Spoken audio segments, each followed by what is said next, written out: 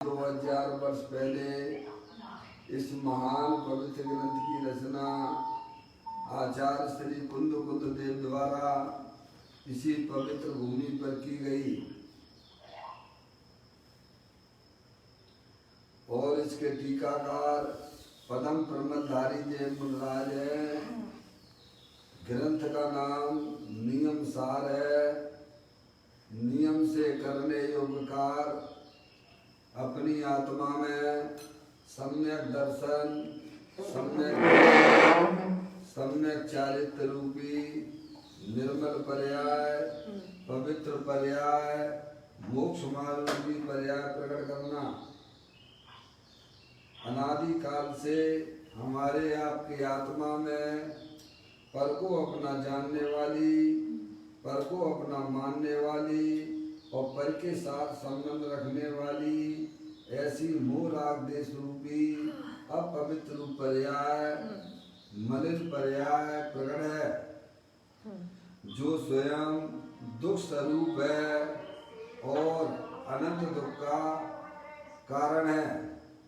ऐसी मोह राग देश रूपी अपवित्र पर्याय का अपनी आत्मा में से उसका अभाव करना और सम्यक दर्शन ज्ञान चारित्र रूपी निर्मल पर्याय, पवित्र पर्याय को प्रकट करना। ऐसे कार्य की प्राप्ति जिनवाणी माता के माध्यम से अपने आत्मा के स्वरूप को पहचानना। अपनी जो आत्म वस्तु है वह पर द्रव पर भावों से भिन्न है और अपने ज्ञानादि अनंत शक्तियों सहित तीनों काल विद्वान वस्तु है। ऐसे गायक प्रभु परमात्मा का माँ जनवाणी माता के द्वारा परिचय करके तत्पश्चात शरीर रागादि ये सब कर्मकृत वस्तुएं हैं। इनका हमारे आत्मा के साथ में किसी प्रकार का कोई संबंध नहीं है। इस प्रकार सम्यक भेद ज्ञान पूर्वक शरीर रागादिक में अपनापन छोड़ के अंदर जो त्रिकालिक ध्रुव भगवान आत्मा जो अनंत शक्तियों का भंडार वाला है, ऐसे ज्ञायक प्रभु परमात्मा में निज पना स्थापित करना, उसे ही अपना जानना और उसी में ही अपनी पर्याय को मग्न करना। इसी को अरिहंत परमात्मा धर्म कहते हैं। देखिएगा उसकी चर्चा आचार्य भगवंतों ने एक एक गाथा, एक एक कलश और टीका के माध्यम से हमें अपने आत्मा को समझाया है। यहाँ पर नियम सार जी का चौथा अधिकार चल रहा है, जिसका नाम है व्यवहार चारित्र अधिकार। मुनराज के 28 मूल गुणों की चर्चा इस अधिकार के अंतर्गत आई है। यहाँ पर 64वें नंबर की गाथा चल रही है। मुनराज के आदान निक्षेपण समिति की चर्चा है। उसका अपन प्रारंभिक पाठ करते हुए आगे उस चर्चा को समझते हैं। पुस्तक कमंडल आदि निक्षेपण ग्रहण करते यति होता प्रयत परिणाम व आदान निक्षेपण समिति। क्या कहते हैं कि पुस्तक कमंडल आदि लेने रखने संबंधी प्रयत्न परिणाम व आदान निक्षेपण समिति है। क्या कहते हैं आचार्य कुंकुमदेव? ये पुस्तक कमंडल आदि है, आदि में क्या लेना? पीछे लेना है। लेने रखने संबंधी प्रयत्न परिणाम, प्रयत्न परिणाम का मतलब क्या लेना? शुभ भाव लेना। बराबर भैया? सभी लोग सुन रहे हैं? अरे बोलो हाँ या ना? हाँ भाई, इतना ही तो पूछना है और क्या है। समझ में आया? जो कहते पुस्तक कमंडल आदि, आदि में लेना पीछे है। लेने रखने संबंधी प्रयत्न परिणाम, प्रयत्न परिणाम का मतलब होता है शुभ परिणाम। वह आदान निक्षेपण समिति है, उसे व्यवहार से आदान निक्षेपण समिति कहते हैं। मैंने आप व्यवहार आदान निक्षेपण समिति जब कहलाती है जब मुनिराज को उसकी भूमिका के अनुसार शुद्ध उपयोग साथ में हो। अगर शुद्ध उपयोग साथ में नहीं है तो वह शुभ भाव का परिणाम 28 मूल गुण पालने का परिणाम, वह शुभ परिणाम व्यवहार से भी आदान निक्षेपण समिति नहीं होता है। समझ गए आप? एक ऐसी कुछ बातें हैं, देखिएगा। अब आगे इस चर्चा को अपन पढ़ते हैं। पेज नंबर आप निकाल लीजिए। फिर बच्चा रतन चिंतामणि चल रहा है 146 पृष्ठ पर देखें, 146 पर है नहीं, 146 पर देखें। पदम प्रबंधधारी देव मुनिराज की यह लाइन है, उन्होंने टीका में लिखी है। अभ्यंतर उपकरण भूत निज परम तत्व को प्रकाशित करने में चतुर, ऐसा जो निरुपाधि स्वरूप सहज ज्ञान उसके अतिरिक्त अन्य कुछ उन्हें उपाधि नहीं है। कैसे होती है मुनिराज, उसकी बात कर रहे हैं भैया। अभ्यंतर उपकरण भूत क्या है? निज परम तत्व को प्रकाशित करने में चतुर है भैया। ऐसा जो निरुपाधि स्वरूप सहज ज्ञान उसके अतिरिक्त अन्य कुछ उन्हें उपाधि नहीं। ये है चतुर की संज्ञा, तो ये है। अगर आप अरिहंत परमात्मा उसको चतुर कहती हैं। किसको चतुर कहते हैं? जो अपने निज परम तत्व को प्रकाशित करे। क्या भैया मौसी, चतुराई किसी कही गई है? जो परम तत्व को जो अपने गायक प्रभु परमात्मा को पर्याय में प्रकट करे उसका नाम चतुर है। बाकी सब बेवकूफ हैं, पागल हैं, 4 गति 84 लाख योनियों में परिभ्रमण करा रहे हैं। समझना है भैया, समझ लेना चाहिए। दुनिया की चतुराई या मोक्ष मार्ग में उसे बेवकूफी कहते हैं। क्या? क्यों? क्योंकि तो है तो सिद्ध समान भगवान आत्मा, सिद्धि की सामर्थ्य वाला है, और फिर भी दर दर पंचेंद्रिय की विषयों से भीख मांग रहा है। क्या कर रहा है? नहीं तो चतुर है क्या? सियाना कहलाएगा तो बोलो। अपने सोचिए, विचार करिए भाई। अपने स्वरूप का एक आत्मा है तो सिद्धि की सामर्थ्य वाला, और फिर भी पंचेंद्रिय के विषयों से भीख मांग रहा है। कैसा है भगवान आत्मा? जो अनंत सुख का भंडार है, अनंत ज्ञान का भंडार है, अनंत वीर का भंडार है, अनंत प्रभुता का भंडार है, और फिर भी दर दर भूखता भी मांग रहा है, प्रभु मुझे दे दो प्रभु। है भैया, क्या कहा? मंदिर मंदिर भटकता फिरता है, अपने भगवान को भूल जाता है। बोलिए, और अपने आप को चतुर समझते हो। कहती है अरिहंत परमात्मा कहते हो तो बेवकूफ है, एक नंबर का छठा छटाया। 4 गति 84 लाख योनियों में ये डंडे पड़ेंगे, खा ही रहा है ना डंडे। भैया कहते हैं अभ्यंतर उपकरण भूत निज परम तत्व को प्रकाशित करने में चतुर है। समझ गए आप? हाँ, सोचिए भाई साहब, आप अपने आप को चाहे ढाले बाहर में कितना भी चतुर समझते रहो, लेकिन आपने अपनी आत्मा को पर्याय में प्रकट नहीं किया तो एक नंबर के बेवकूफ हो। सुनना है भैया? है ये जीव तुम अपना स्वरूप देख तो जरा, जग ज्ञान सुख वीर का भंडार है भरा। क्या भरा है?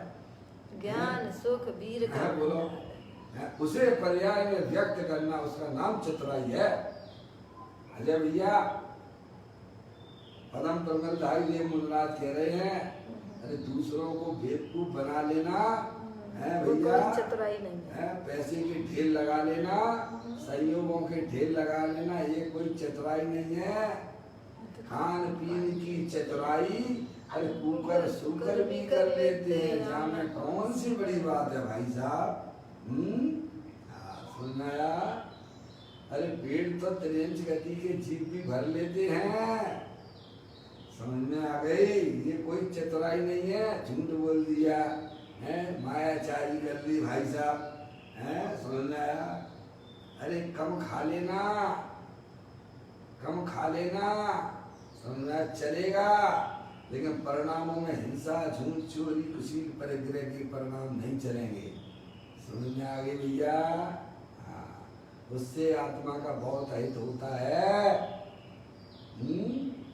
अपने आत्मा को पर्याय में प्रकट करना, उसे आचार्य भगवंत मुनराज अत्यंत परमात्मा उसे चतुर कहते हैं। समझाया?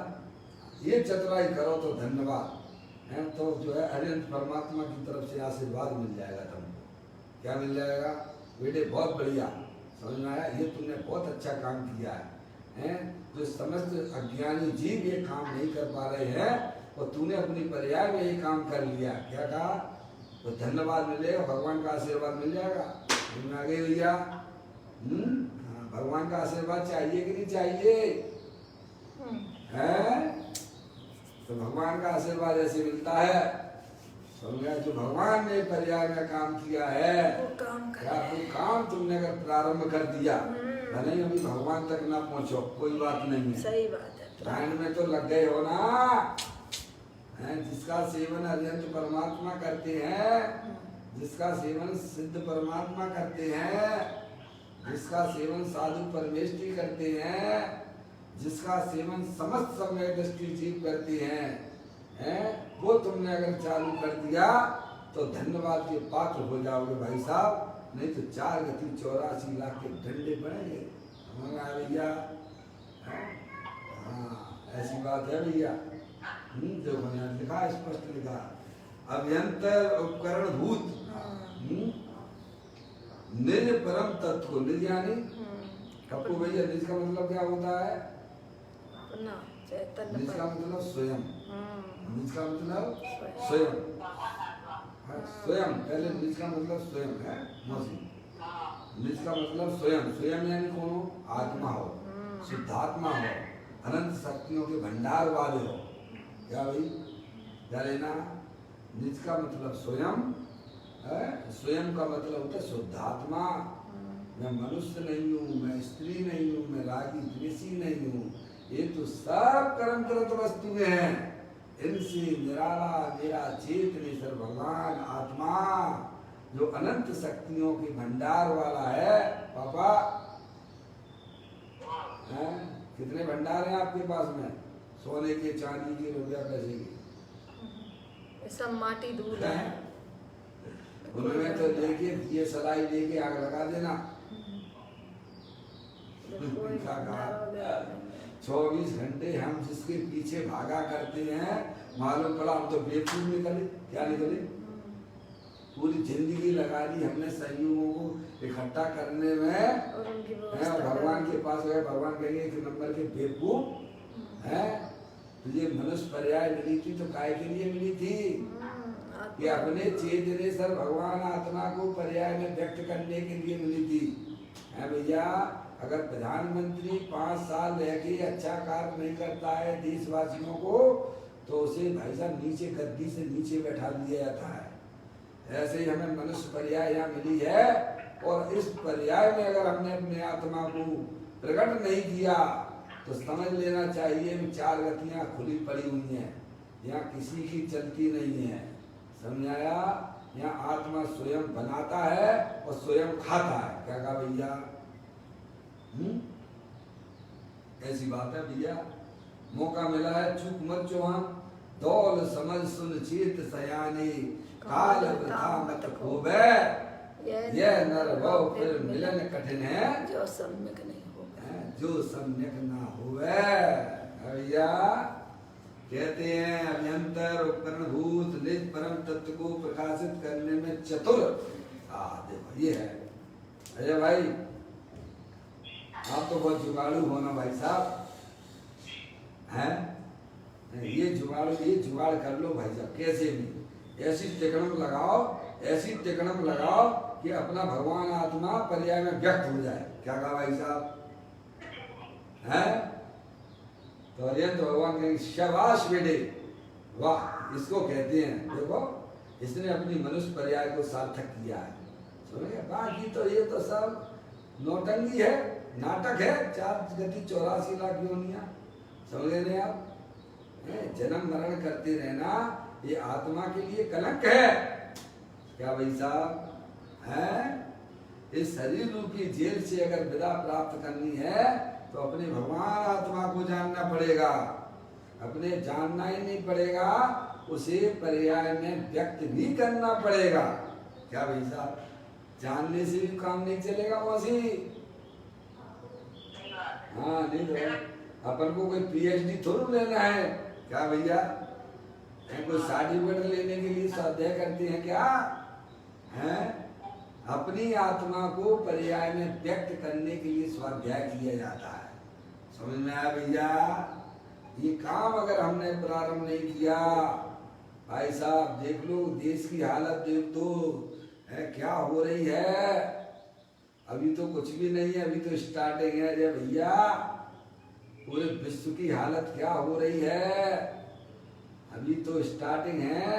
ये पंचम काल तो अभी चालू हुआ है, अभी तो शेष बाकी है। कितना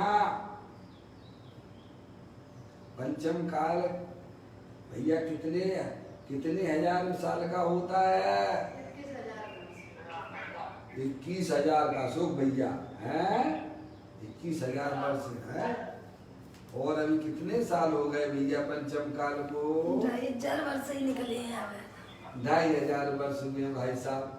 21 में से 2.5 निकाल दो तो कितने बचते हैं? 21, 18, 18.5 है भैया। ये तो स्टार्टिंग है, देख लो।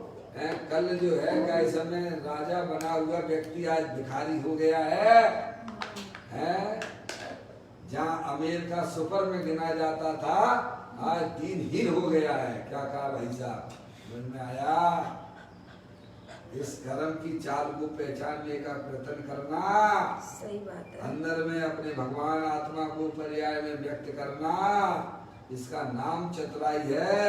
ये अभी तो स्टार्टिंग है, अभी तो बहुत बड़े बड़े जो है भाई साहब वायरस आने वाले हैं। ये पंचम काल में जन्म लेना, विभीषण ने क्या कहा था, अगर मैं झूठ बोलूं तो पंचम काल का मनुष्य हूँ। क्या भैया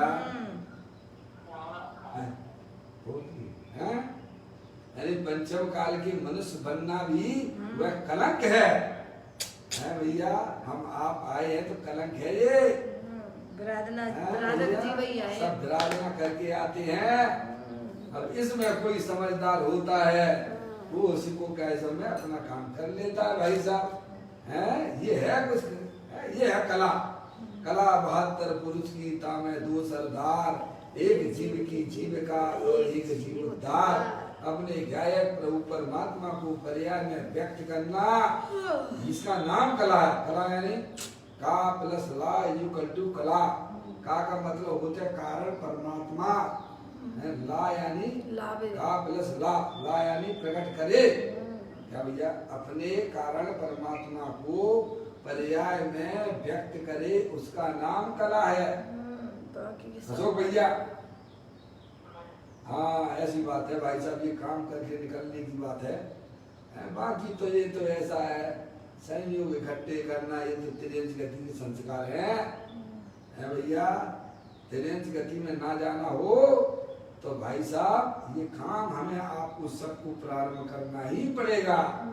समझ आया भैया। त्रियंच गति के तुम देखो या मनुष्यों की भी हालत क्या हो गई है। देखो कोरोना वायरस के कारण से हमारे आपकी आंखों से कोई छुपी हुई बातें हो तो बताइए भाई साहब। तब भी हमें अपने पर्याय में बैराग नहीं आता। क्या समझ में आया भैया? ये कितने दिन चलेगा ये सब हो तो अनादि अनंत होना प्रभु। वर्तमान पर्याय जितना क्यों देखते हो अपने आप को? कहते हैं अभियंतर उपकरण भूत निज परम तत्व को प्रकाशित करने में चतुर है। वाह, शब्द देखो कितना बढ़िया लिया है भैया। ऐसा जो निरुपाधि स्वरूप, कैसा है अपना भगवान आत्मा? निरुपाधि स्वरूप, जिससे किसी भी प्रकार की उपाधि नहीं, द्रव कर्म भाव कर्म 9 कर्म की उपाधियों से रहे। कैसा है भगवान आत्मा? आदि भी आदि उपाधि हैं? रहे, समझ में आया? परम समाधि। द्रव कर्म भाव कर्म नौ कर्म की उपाधियों से भी रहित, आदि व्याधि उपाधि रहित, परम ऐसा समाधि मेरा रहे। भगवान आत्मा तीनों काल विद्यमान है, कहीं से लाना नहीं है भैया। कहते हैं निरुपाधि स्वरूप सहज ज्ञान, उसके अतिरिक्त अन्य कुछ उन्हें उपाधि नहीं है भैया। उसके अतिरिक्त समझ गए ना, राग की पर्याय चाहे भले ही शुभ राग की पर्याय हो, अरे पाप के परिणाम तो जिंदगी में उपाधि हो नहीं सकते हैं। समझ में आया? या ज्ञानियों को पुण्य के परिणाम भी उपाधि रूप से भाषित नहीं होते हैं, उन्हें तो उपाधि रूप से भाषित होता है तो अपना वह त्रिकालिक ध्रुव भगवान आत्मा। अरे हर व्यक्ति को अपने घर में सुख दिखाई देता है, कहाँ दिखाई देता है? तभी तो भैया भगवान के अपने घर है। चाहे दुनिया में कहीं भी घूम लेना, अपना घर सबसे प्यारा है भैया।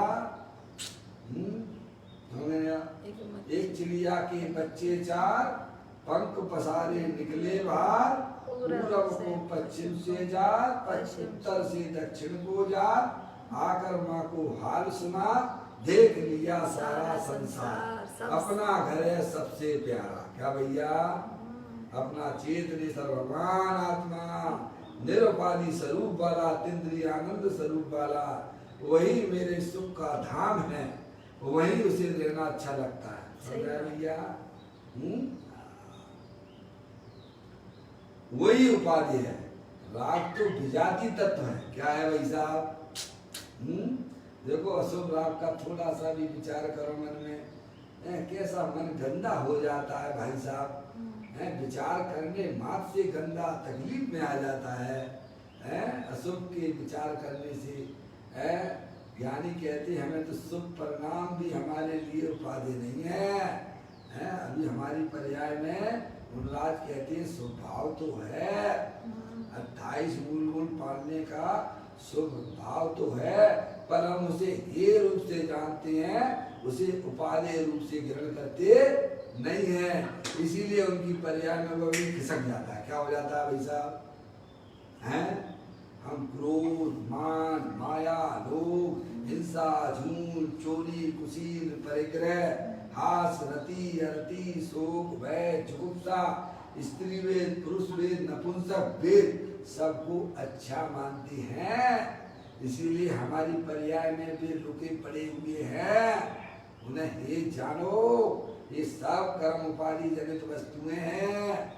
मेरा आत्मा तो तीनों का निरुपाधि इंद्रिय आनंद स्वरूप है, वीतराग स्वरूप है। प्रभु मुझे कुछ भी नहीं चाहिए है, मुझे ये राग नहीं चाहिए। ऐसा आचार्य अमृतचंद देव ने 14वें नंबर की कलश में कहा है समय सारणी में। क्या भैया?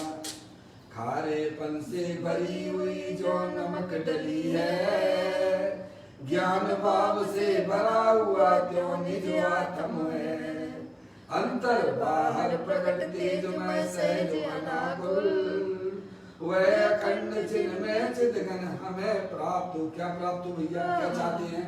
जो स्वरूप है वो पर्याय में प्रकट है भैया। मौसी आचार्य अमृतचंद जी क्या कहते हैं? हमें क्या चाहिए प्रभु? ये स्वभाव भी मेरे को अच्छा नहीं लगता है, ये पराधीन वृत्ति मेरे को प्रभु बिल्कुल नहीं चाहिए। मैं तो स्वाधीन हूँ और स्वाधीनता ही पर्याय में चाहिए है भैया। कोई गलत थोड़ी मांग रहे हैं भाई, है मेरा जन्म सिद्ध अधिकार है। क्या भैया? स्वतंत्रता हमारा जन्म सिद्ध। किसने बताया था ये? किसने बोला था ये? सुभाष चंद्र बोस ने लगाया था बंधन जब देश स्वतंत्र था। लोकमान्य तिलक हो या सुभाष चंद्र बोस हो, जो भी हो है भैया, है स्वतंत्रता हमारा अधिकार है, जन्म सिद्ध अधिकार है। क्या भैया? समझ में आया?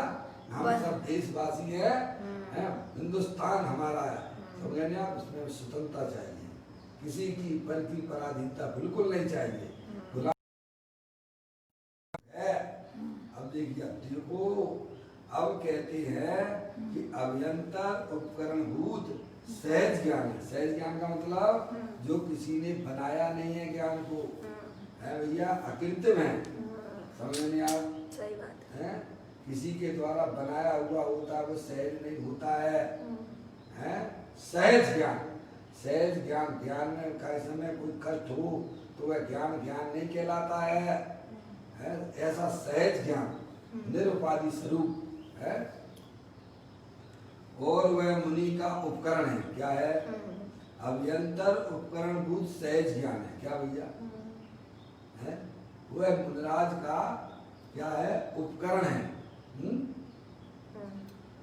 पूर्णानंद स्वरूप अखंड अभेद निज परम तत्व को प्रकाशित करने में चतुर, ऐसा जो यह निरुपाधि स्वरूप स्वाभाविक ज्ञान है उसे पूर्ण ज्ञानानंद स्वरूप है।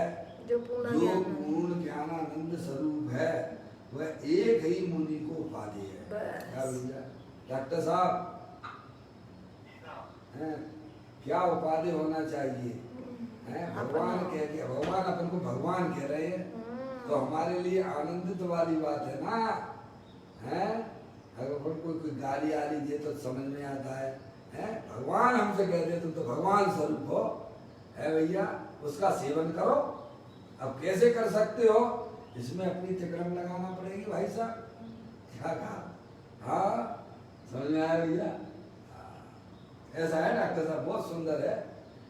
माँ जन्माणी माता का स्वाध्याय और उसके द्वारा किया गया चिंतन है भैया, बहुत अच्छा है भैया।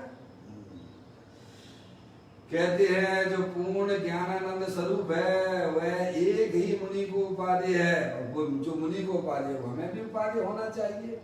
मुनिराज अच्छी चीज खाती है ना, अरे बड़े लोग अच्छी चीज खाएं तो अपना मुंह भी कैसा हो जाता है भाई साहब, अच्छा नहीं लगता है। कोई बड़ा व्यक्ति अच्छी चीज सामने खा रहा हो और अपन वहाँ बैठे हो तो अपना मन कैसा होता होगा? अरे बोलो, ललचाने लगता है। कैसे ललचाने, ललचाता है कि नहीं मौसी है? तो यहाँ मुनिराज इतनी बढ़िया चीज का सेवन कर रहे हैं तो अपना मन क्यों नहीं ललचाता है भैया? इससे बढ़िया चीज दुनिया में नहीं मिलेगी। इतना भी घुमाना और अनादिकाल से कल क्या रहे हो, घूमे ही तो रहे हो ना भाई साहब, ना भूतो ना भविष्य, कभी इससे अच्छी चीज ना थी और ना भैया। देखो दिया तले अंधेरा हो रहा है, गजब हो रहा है। क्या भाई साहब, दिया तले ही अंधेरा हो रहा है। अरे मेरे घर में वो चीज पड़ी हुई है, हम कभी भी उधर देखते ही नहीं है। क्या हो रहा है? श्रीमद राजचंद जी कहती है देखो भैया, किसी ने पूछा उनसे, महाराज जी आप जो है आपका ये शरीर इतना दुबला पतला क्यों है? तो वो कहती है देखो हमारे दो खेत हैं। कितने? दो खेत हैं। दो खेत हैं, एक ज्ञान का खेत है, एक जड़ का खेत है। क्या है भैया? तो हम जिधर पानी डालेंगे ना उधर का खेत है तो वो हल जाएगा, और जिधर नहीं डालेंगे वो सूख जाएगा। बोलो भैया समझ गए कि नहीं समझ गए? समझ गए हैं?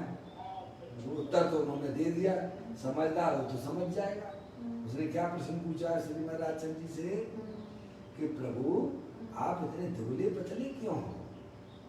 तो उन्होंने उसका जवाब दिया, भैया पहले तो ये समझ लो हमारे दो खेत है, एक चेतन खेत है और एक जड़ का खेत है, और जिधर पानी डालेंगे तो वो खेत हर जाएगा ना, दूसरा सूखेगा। समझना? तो उनकी ज्ञान की पर्याय अपने अखंड ज्ञान ज्योति स्वरूप पे लगी हुई है, इसीलिए वो अंदर में हरे आ रही है जबरदस्त रूप से। और शरीर रूपी जड़ तो जो है भाई साहब अनादिकाल से अपन उसी की सेवा करते आ रहे। किसकी है? तो आत्मा अंदर से मुरझाया जा रहा है और शरीर जो है, वेट कम करो अजय भैया, क्या करो? डॉक्टर क्या कहेंगे? भाई साहब अपना वेट कम करो। अरे वेट कम हो कैसे हैं? हर चीज तो खाने की इच्छा बनी रहती है, अब कहाँ से वेट कम होगा भाई साहब? है 24 घंटा तो उसकी सेवा में लगे हुए हैं, कहाँ से होगा? और वेट कम हो जाए तो सामने वाला कहेगा भाई साहब है ये क्या हो गया आपको? कौन को है कमजोर दिखने लगे तो कहते तुम्हें क्या होगा? अरे तू कौन है प्रभु? ये तो पहचान। अज्ञानियों की बातों में ना फंसना, मोही जब हैं तो बहुत भैया? काम आएंगे। ये सब कर्म कृत वस्तुएं है शरीर रागादिक पर पदार्थ, ये सब कर्म कृत वस्तुएं हैं। इनसे मेरा भगवान आत्मा तीनों काल भिन्न है, सिद्ध की सामर्थ्य वाला है, उसका मुनराज सेवन करते हैं। यह उनका निश्चय उपकरण है। क्या भाई? ऐसी बातें देखो यहाँ लिखा है। कहते हैं पूर्णानंद स्वरूप अखंड अवेद निज परम तत्व को प्रकाशित करने में चतुर हैं भैया। ये करते हैं मुनराज, सुनने नहीं आप? ऐसा जो है निरुपाधि स्वरूप स्वाभाविक ज्ञान है, जो पूर्ण ज्ञानानंद स्वरूप है, वह एक ही मुनि को उपाधि बस है भैया। समझ, एक ही उपाधि। हमारी पर्याय में भी कोई उपाधि होना चाहिए है भैया। हम तो पता नहीं किन से अपना प्रेम लुटाया करती है। क्या भैया? किन किन पे प्रेम लुटाते हैं? अरे तू अपने एक से प्रेम कर लेना, तेरी जिंदगी अनंत काल के लिए सुख में चली जाएगी। है पर पदार्थों से प्रेम क्या करता है भैया? स्त्री मेरी है, बच्चे मेरे हैं भैया, दुकान मकान रुपया पैसा मेरा है। अरे मेरा मेरा करेगा तो वही पैदा हो जाएगा नाली के कीड़े में। समझ में आया? ज्यादा दूर जाने की जरूरत नहीं है। ज्ञानी कहते हैं तू अपना प्रेम अपने आत्मा के ऊपर समर्पित कर दे। है सारा ज्ञान सारा दर्शन है तो किसके लिए? जिसका है उसके लिए। क्या कहा? ये न्याय की बात है। क्या भैया? जिसका है उसे दे देना, ये न्याय कहलाता है जगत में। क्या भैया? बोलो, कहते हो कि नहीं कहते हो? जो चीज जिसकी है उसको दे दो तो वह जगत में न्याय कहलाता है। समझे नहीं आप? ज्ञानी ने अपना दर्शन ज्ञान चारित्र और वीर सब इसको समर्पित कर दिया है। जिसका है उसको दे दिया है। क्या कहा दिया है भैया? तो सुखी हो गया। और हम कहाँ दर्शन ज्ञान चारित्र वीर लुटाया करते हैं? काय में पुरुषार्थ लगे रहते 24 घंटा हैं? किसको संभालते रहते हैं बोलो? 24 घंटा हम अपना दर्शन ज्ञान चारित्र वीर किसको संभालने में लगे हुए हैं? जो अपना नहीं है उसको है भैया। और वो कभी तुम्हारा हो पाया है क्या? जो अपना तुम किसी के साथ बहुत अच्छे अच्छे काम करो, अच्छे अच्छे कार्य करो है भैया, लेकिन जरूरत पड़ने पर वह तुम्हारे काम में आए तो पर्याय में कैसा अनुभव होता है? बोलो है भैया। समझ में आया नहीं? ज्ञानी कहते हैं तुम पर को कितना भी अपना मानते रहो पर वह तुम्हारा कभी हो सकता नहीं है। ऐसा ज्ञानियों ने सम्यक वेद ज्ञान अपनी पर्याय में प्रकट किया है। ये शरीर रागादिक हम चाहे कितना भी ने अपना मानते रहे पर वह हमारे कभी हो सकते नहीं है। इसीलिए वहां से उसने अपनी दृष्टि को मोड़ लिया है। क्या भैया? अंदर में जो चेतनेश्वर भगवान आत्मा जो अनंत शक्तियों के भंडार वाला है, बस वहां वह ज्ञान वापस आ गया। क्या आ गया भैया? है भैया? कहते हैं जो पूर्णानंद जो पूर्ण ज्ञानानंद स्वरूप है वह एक ही मुनि को उपाधि है। इसके अतिरिक्त वर्तमान पर्याय भी उपाधि नहीं है। लो भाई साहब क्या कह दिया? पर पदार्थ तो उपाधि है नहीं है भैया। राग भी उपाधि नहीं है। क्या भैया? और जो वर्तमान पर्याय है ना उत्पाद वाली है भैया, है तो वो आत्मा की, पर वह भी उसे उपाधि नहीं है। पर वह पर्याय को अपना त्रिकालिक ध्रुव भगवान आत्मा उपाधि है। जो शीलवती स्त्रियां हुआ करती हैं दुनिया में कितने भी पुरुष क्यों ना हो पर वे अपनी नियत खराब नहीं करती हैं। उनके लिए तो उनका पति ही उपाधि हुआ करता है। इसीलिए पर्याय को अपना त्रिकालिक ध्रुव भगवान आत्मा जो अनंत शक्तियों के भंडार वाला है, उसे कोई भी चीज कोई भी पदार्थ उसे उपाधि रूप से भाषित होता नहीं है। मेरा तो एक आत्म आत्म तामे ममत ममत जो कीन है जो कीना और पर सभी हैं भिन्न। समझ गए? ऐसी बात है भाई साहब। पर्याय को एक जचना चाहिए कि दुनिया में अगर स्थायी रूप से सहारा देने वाला है तो वह तेरा त्रिकालिक ध्रुव भगवान आत्मा है। क्या कहा भाई साहब? जब तक पर्याय में इस प्रकार की व्यवस्था नहीं जमती है तब तक ठोकरें खाती फिरती है। क्या कहा भाई साहब? पप्पू भैया, पर्याय को अगर कोई सहारा देने लायक है तो उसका वह स्थायी तत्व अपना भगवान आत्मा जो देह देवर में विराजमान है। समझ गए आप? इसीलिए ज्ञानियों को पर्याय भी उपाधि नहीं होती है, क्योंकि पर्याय तो क्षण भंगुर तत्व है। क्या भाई साहब? उसका जब तुम आश्रय लेने जाओगे है भैया तो वो तो गायब हो जाएगी। क्या हो जाएगी? बोलो किसका सहारा लोगे आप? हैं? स्थायी वस्तु का सहारा लिया जाता है ना। अनादि काल से हमारी आपकी सबकी पर्याय संयोग राग पर्याय के आश्रय पड़ी हुई है। इसीलिए पर्याय में पामरता है भैया। जहाँ पर्याय अंदर में संयोग और संयोगी भाव और पर्याय का भी लक्ष्य छोड़ देती है, अंदर जो स्थायी तत्व है जो अनंत शक्तियों के भंडार वाला है, ऐसे ध्यायक प्रभु परमात्मा का जहाँ आश्रय लेती है वहाँ द्रव्य के अंदर जो अनंत शक्तियां थी उन्हें पर्याय में अभिव्यक्ति उनकी हो जाती है।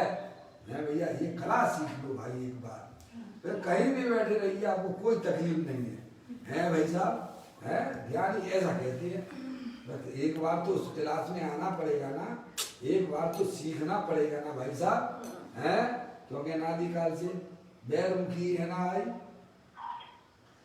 कहते हैं इसके अतिरिक्त वर्तमान पर्याय भी उपाधि नहीं है। समझे आप? है पर्याय को परद्रव्य तो उपाधि नहीं है, पर्याय को राग तो उपाधि नहीं है, पर्याय को पर्याय भी उपाधि नहीं है। पर्याय को तो त्रिकालिक ध्रुव भगवान आत्मा जो अनंत शक्तियों के भंडार वाला है, जो निरुपाधि स्वरूप वाला है, वह उसको उपाधि है।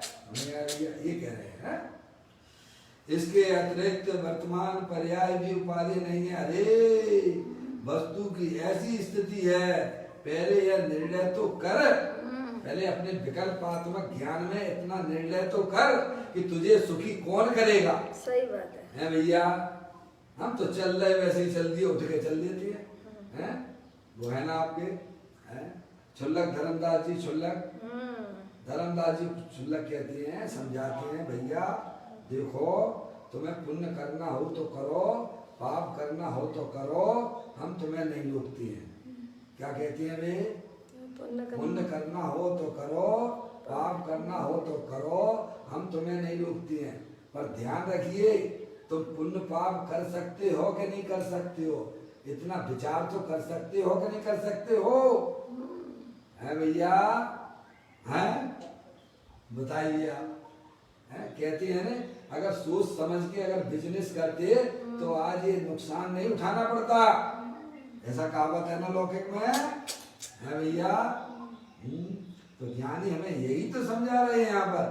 देखो इसके अतिरिक्त वर्तमान पर्याय भी उपाधि नहीं है। एक बात है, अरे वस्तु की ऐसी स्थिति है, पहले निर्णय तो कर ले। अपन बिजनेस प्रारंभ करते हैं तो उसके बाद वो करते हो कि नहीं करते हो? सब समझते ऐसे ही चालू कर लेते हो। तो बहुत चतुर। शादी भी करते हो तो ऐसे ही कर लेते हो। नहीं आजकल जवानी में तो बिल्कुल बच्चे नहीं करते हैं। समझ आया? कितनी खोजबीन करता है। बोलो निर्णय करता है कि वैसे ही आप अपने घर में कोई चीज लाते हो बिना निर्णय के लाते हो क्या? कुछ दिन ठोक बजा के लाते हो। 100-150 रुपए का मटका भी खरीदोगे ना है भैया। कितना निर्णय कितना दिमाग लगाते हो। तो यहाँ दिमाग क्यों नहीं लगाते हो? यहाँ क्यों नहीं चलता तुम्हारा दिमाग? क्योंकि वहाँ अपनापन दिख रहा है ना। और क्या भैया समझ में आई कि नहीं आई भैया? ज्ञानी कहते पहले निर्णय तो कर लो कि तुम्हारे लिए अगर कोई सुख देने वाली वस्तु है तो वह कौन देगा। पंचेंद्री के विषय तुझे सुख देंगे क्या कसाय तुझे सुख देंगी? है भैया? कभी हम निर्णय नहीं करते, कभी निर्णय नहीं करते, ऐसे ही चली जा रही गाड़ी। है भैया मंदिर में गए तो भैया भगवान की जाओ जाओ जाओ, क्या भैया, भैया संबित शेखर जी बस जा रही है, ट्रेन जा रही है, चलो चलो चलो चलो चलो, फ्री का फंडा है, चलो चलो चलो चलो, है समझ में आया भैया? सोच लो, विचार लो, है समझ नहीं आप? पहले खूब निर्णय कर लो। इतना निर्णय तो हमें आपको करना पड़ेगा कि हमें सुख कौन दे सकता है और परमानेंट सुख कौन देगा। पंचेंद्रिय के विषय ये बाहर से सुख स्वरूप जरूर दिखाई देते होंगे, पर उनमें हमारा तुम्हारा किसी का सुख नहीं है। समझ में आया? त्रिकालिक सुख, अकृत्रिम सुख है भैया, प्राकृतिक सुख, ऐसा सुख के लिए हमारा मन तैयार हो। है कहते हैं पहले यह निर्णय तो कर, परंतु जिसे देव शास्त्र गुरु कैसे होते हैं, शास्त्र के कथन कैसे होते हैं, उसके निर्णय का भी ठिकाना ना हो। डॉक्टर साहब गंगा गए गंगादास, जमुना गए जमुनादास। अजय भैया जैसे देव शास्त्र गुरु का भी ठिकाना ना हो, आप मुझे ईमानदारी से बताओ, हैं आप अपनी आँख का इलाज हैं हर किसी डॉक्टर को दिखा देते हो? डॉक्टर तो बहुत है दुनिया में, नहीं दिखाते हैं, तो यहाँ देश शास्त्र का निर्णय क्यों नहीं करती है? बताइए आप। अब उनकी बात हमें प्यारी कैसे लगेंगी? हमारी पर्याय में ऐसा क्या हो रहा है जो हम इस बात को स्वीकार नहीं करता है कि देव सच्चे कौन है? क्या भैया हैं? बताइए कितनी कीमती मनुष्य पर्याय है और कितने कितने अनंत काल बाद मिल रही है, उसमें हमें देव का भी निर्णय नहीं है। गजब हो गया। गुरु का भी निर्णय नहीं है। क्या कहा? बस भिखारी जैसे घूमते रहते हैं, भिखारियों जैसे।